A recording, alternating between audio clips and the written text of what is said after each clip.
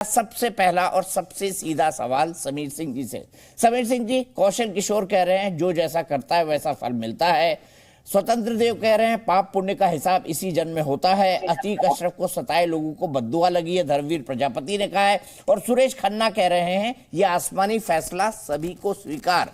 तो क्या आप इसको जस्टिफाई करने की कोशिश कर रहे हैं, पुलिस का लेप छुपा रहे हैं? देखिए दीपक जी, मैं बहुत स्पष्ट कहता हूँ, भारतीय जनता पार्टी सरकार के मुख्यमंत्री आदरणीय योगी जी ने घटना का संज्ञान लिया और उसी दिन उन्होंने जुडिशरी जांच की, संस्तुति की। और कोई भी घटना हो, उत्तर प्रदेश के अंदर कानून का राज है, उत्तर प्रदेश के अंदर संविधान से हम का सरकार चला रहे हैं, हमारा संविधान में विश्वास है। और हत्या किसी के लिए, चाहे वो किसी अपराधी की हत्या हो, किसी आम नागरिक की हत्या हो, हत्या को कानून इजाजत नहीं देता, हत्या किसी की भी हो। मुख्यमंत्री जी ने जुडिशियल जांच की बात कही है, एसटीएफ जांच कर रही है, आज एसआईटी बनी है, जांच हो रही है। 17 उन पुलिस कर्मियों को जो उस समय मौजूद थे और उनकी मौजूदगी में हत्या हुई, उनको निलंबित कर दिया गया है।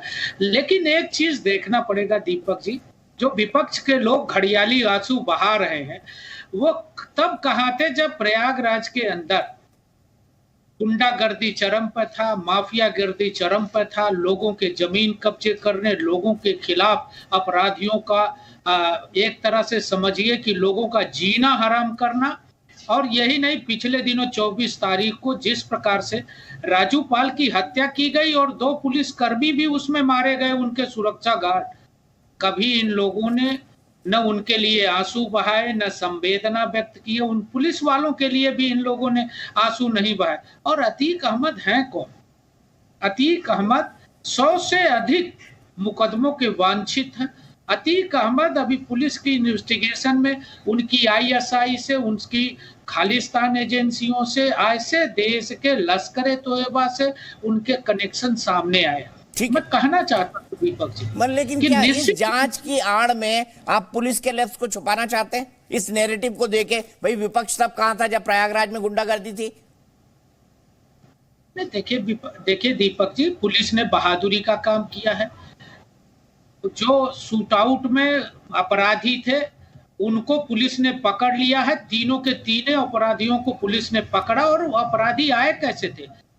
पत्रकार के वेश में आईडी लगा के। जब मीडिया से अतीक अहमद और अशरफ अहमद बात कर रहे थे, उस समय पत्रकारों की वेश में घुस के उन्होंने हमला किया। पुलिस ने बहादुरी का परिचय दिया दीपक जी कि कोई भी और अतिरिक्त पत्रकार और कोई भी और आदमी मरा नहीं और कोई और आदमी घायल नहीं हुआ। 2-1 लोगों को थोड़ी चोटें आई हैं, लेकिन पुलिस ने बड़ी बहादुरी से उनको गिरफ्तार किया। आप कह रहे हैं पुलिस ने बहादुरी की, मैं कह रहा हूं पुलिस का एक क्रिमिनल लैप्स है। लेकिन घनश्याम तिवारी जी, सवाल यहां पर आपके ऊपर भी उठता है। मैं आपको एक थोड़ा सा डाटा दिखाता हूं, मेरे ख्याल से एक ग्राफिक में भी इसको चलाइए। ये मैं शुरू कर रहा हूं 1995 से। 1989 इलाहाबाद पश्चिम से निर्दलीय चुनाव जीता। 1991, 1993, 1995 जब आप सत्ता में आए, आप 1995 में थे। गेस्ट हाउस कांड में के बाद एसपी से नजदीकी बनी। अब गेस्ट हाउस कांड में क्या हुआ था सबको पता है। और 17 जून 1995 को मैं उस गेस्ट हाउस कांड में मायावती के बगल वाले कमरे में रुका हुआ था एक पत्रकार के तौर पर। 1996 समाजवादी पार्टी के टिकट से इलाहाबाद पश्चिम से जीत। 1999 सपा छोड़कर अपना दल ज्वाइन किया। 2002 अपना दल के टिकट पर इलाहाबाद पश्चिम से जीत। 2004 सपा के टिकट पर फूलपुर से लोकसभा चुनाव जीते। उसके बाद मैं आपको बता रहा हूं 2008 यूपीए सरकार पर मंडराते खतरे को देखकर वोट डाला। 2009 प्रतापगढ़ लोकसभा सीट से अपना दल के टिकट पर हार। 2012 इलाहाबाद वेस्ट से अपना दल टिकट के विधानसभा चुनाव पर हार। फिर 2013 सपा के टिकट पर श्रावस्ती से लोकसभा चुनाव लड़ा। 2017 एसपी ने कानपुर कैंट से टिकट दिया, विरोध पर रद्द कर दिया गया। तो ये तो आप ही की कारस्तानी है ना। और आप, गलती पुलिस की है, मैं 100% कह रहा हूं। लेकिन बीजेपी वाले नैरेटिव ये बना रहे हैं कि देखिए सपा के लोग, एआईएमआईएम के लोग मुसलमान हैं इसलिए घड़ियाली आंसू बहा रहे हैं। नमस्कार दीपक जी, आपको, दर्शकों को, पैनलिस्ट को। मुझे लगता है आप अपनी लंबी फहरिस्त में, जैसे मीडिया भूल जा रही है आजकल, जैसे मीडिया भूल गई है कि सतपाल मलिक ने क्या कहा है कि ये नसीर, जयमाल, तिलक राज, रोहिताश, विजय, वसंत, सुब्रमण्यम, मनोज कुमार बेहरा, जीडी गुरु, नारायण लाल, महेश कुमार, इन सबको आप लोग भूल गए हैं। ये वो 40 सीआरपीएफ के जवान थे जो शहीद हुए क्योंकि सत्यपाल मलिक ने कहा है कि प्रधानमंत्री जी ने उन्हें कहा चुप रहो, और उनकी सरकार जानबूझकर सीआरपीएफ बार-बार आप अपनी बात कहने के लिए स्वतंत्र हैं। देखिए, आप कह लीजिए। मैं आपको एक बात कहना चाहता हूँ, घनश्याम तिवारी जी, बहुत सम्मान के साथ। मैंने आपको बड़ा लंबा सवाल सुना है, एक वाक्य भी आपने सुना नहीं है अभी तक, वाक्य पूरा होने दीजिए। ऐसे हम जिस दिन बात करेंगे उस पर, हम जिस दिन बात करेंगे पुलवामा पर, हम जिस दिन बात करेंगे, आज हम अतीक अहमद पर बात कर रहे हैं ना। आपके नेताओं के बड़े बड़े बयान तो अतीक अहमद के बारे में आए हैं ना, तो पुलवामा का और सत्यपाल मलिक का इससे क्या लेना देना? इस बहस से कोई लेना देना नहीं है। बता रहा हूँ क्या लेना देना। अब बात इतना क्यों अधीर हो रहे हैं, तत्पर क्यों रहे हैं? सुनी तो सही कि एक बड़ा तबके ने मीडिया में लिखा है कि उस सनसनीखेज लापरवाही को और उस घिनौने राष्ट्रवाद की कहानी को दबाने के लिए कोई सनसनीखेज हेडलाइन क्रिएट करनी थी, और फिर ये खबर आती है।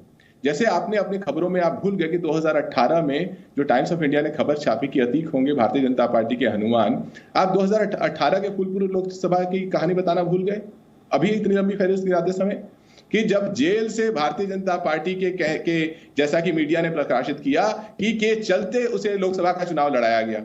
चलिए, आप भूल जाते हैं, मीडिया जैसे सत्यपाल मलिक की कहानी भूल गई।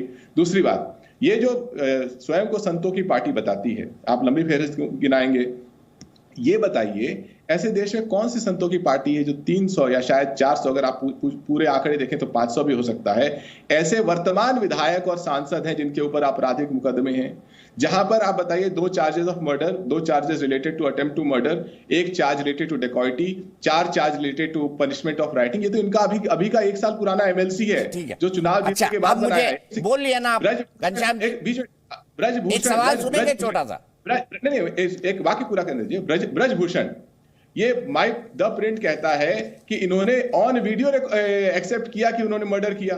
ये उनके एमपी हैं जो कि जिन लोगों ने देश के लिए मेडल जीता, वर्तमान नरेंद्र मोदी जी की सरकार के नाक के नीचे एमपी हैं जिन लोगों ने दुनिया भर में जाकर के जिन रेसलर से मेडल जीता, वो उनसे शोषण का आरोप लगा रहे हैं, सरकार कुछ नहीं कर पाई। तो ये जो तेजस्वी यादव जी ने कहा है, जो बिहार के जो संवैधानिक पद पे हैं, बिहार के उप मुख्यमंत्री हैं, जब ऐसे संवैधानिक लोग कहने लगे कि ये स्टेज स्क्रिप्टेड एनकाउंटर है, तो ये इसका मतलब है कि अब आप ये कह रहे हैं कि ये जानबूझकर कराया गया एनकाउंटर है, ये कह रहे हैं घनश्याम तिवारी जी? मुख्यमंत्री ने कहा है कि ये इसका मतलब कि उत्तर प्रदेश को कोई सरकार प्रशासन नहीं चला रही, एक गैंग चला रहा है जिसमें इस तरह के 300, 400, 500 लोग उस गैंग के ऑलरेडी अपराधी अपने मेरा एक सवाल का जवाब दीजिए। बोल लिया ना आपने पेट भर के, मैंने टोका नहीं आप आपने सवाल पेट भर के पूछा था, लेकिन आप भूल गए थे। मेरा एक छोटा सा सवाल है, चलिए, आपने इतनी बार उनको मैदान में उतारा, अभी सत्यपाल मलिक ने कह दिया उसको छुपाने के लिए, आप कह रहे हैं सनसनीखेज हत्याकांड योगी सरकार ने करवाया 3 शूटर भेज के। वैसे सत्यपाल मलिक का बयान आया था, उसके 24 घंटे के भीतर ही, मतलब कुछ घंटों के भीतर ही मर्डर हो गया। तो मतलब इतना शातिर दिमाग कोई बैठा हुआ है सरकार के अंदर जो है मर्डर करा रहा है। ठीक है, अब आप रुकिए एक मिनट, जयश्री जी मेरे साथ जुड़ गई हैं, शिवम त्यागी जी मुस्कुरा रहे हैं, उसके पास मैं जाऊंगा, लेकिन जयश्री जी